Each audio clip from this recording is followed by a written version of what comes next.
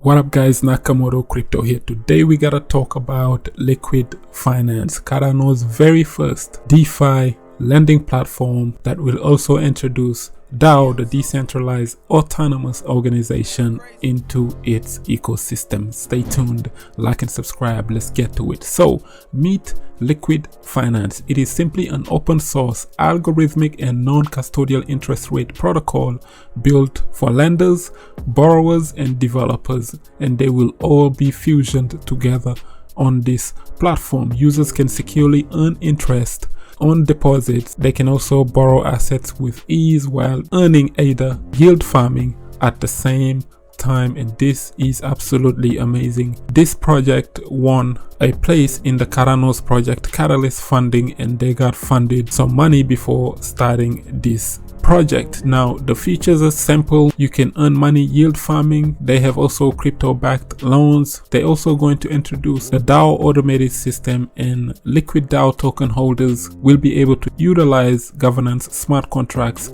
to submit proposals and exercise their voting system, so the community will be more involved in these projects. DAO, which are decentralized autonomous organizations, you're gonna want to look out for them in 2022 as they can be large, especially in the metaverse world, if the metaverse wave continues into 2022 and keeps on exploding. They also have these things called Q tokens, where when you supply assets to a market contract, and they can be burned for when you redeem those assets, making these ones a bit more scarce. And then you have their tokenomics. Now with their tokenomics, they said 70% of their Liqwid tokens will be allocated for community distributions. And then you have another 5% which will be allocated to the DAO treasury contracts. In total, that will be 75% of the supply of these Liqwid Finance tokens that will be handed to the community. Now that is what you call a fair token launch and a fair token distribution. No ISOs, no initial public, no initial stake offerings, no pre-sales, and no VC fundings as opposed to other projects. This is completely community owned, and the use cases are simply cool because you can 4x your ADA.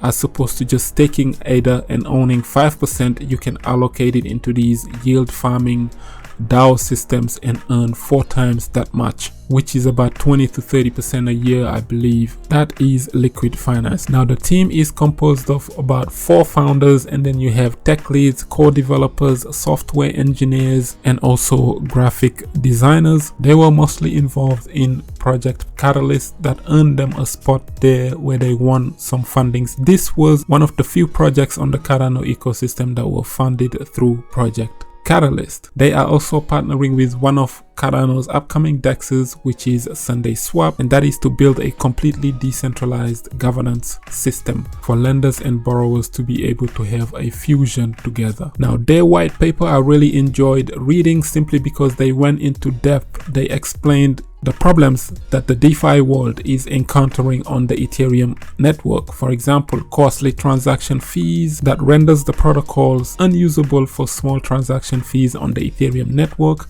They also explained how the Ethereum protocols provides no support at the moment for Cardano native assets on their blockchain, which is a huge blockage for this. There needs to be a bridge. Everything needs to be easier for projects to migrate from Ethereum to Cardano. I believe Cardano is building an ERC20 converter. Once that is ready and fully functional, things like this will be much more easier for these projects to migrate from Ethereum to Cardano. In that way, you will be able to see liquidity, because I truly believe that Cardano is a much better ecosystem than Ethereum at the moment.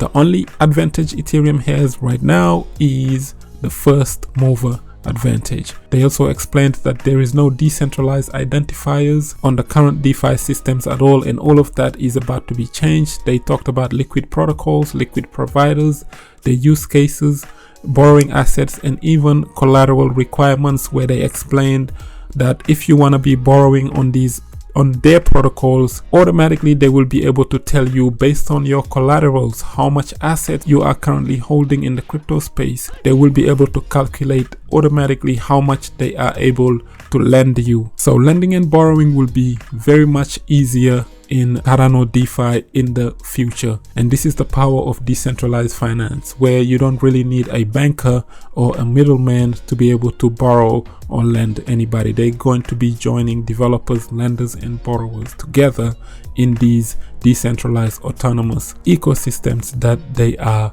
building. So far from the Cardano projects that we've covered, this project have the longest white paper. If you look back at our previous videos on these Cardano projects, most of them have maximum at least 3 to 4 pages on their white paper.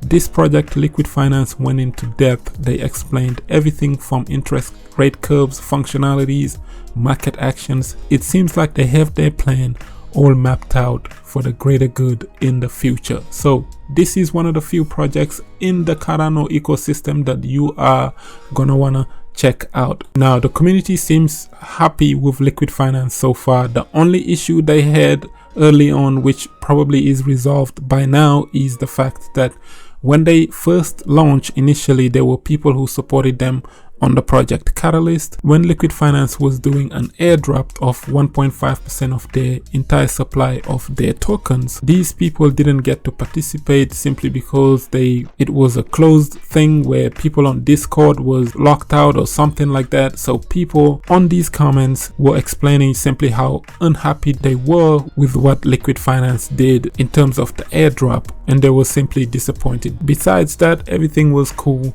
with Liquid Finance. Now, LQ tokens, Liquid Finance, you can probably be able to buy them in the future once SundaeSwap launches, but at the moment you can get them on the only working Cardano DEX right now, which is muesliswap.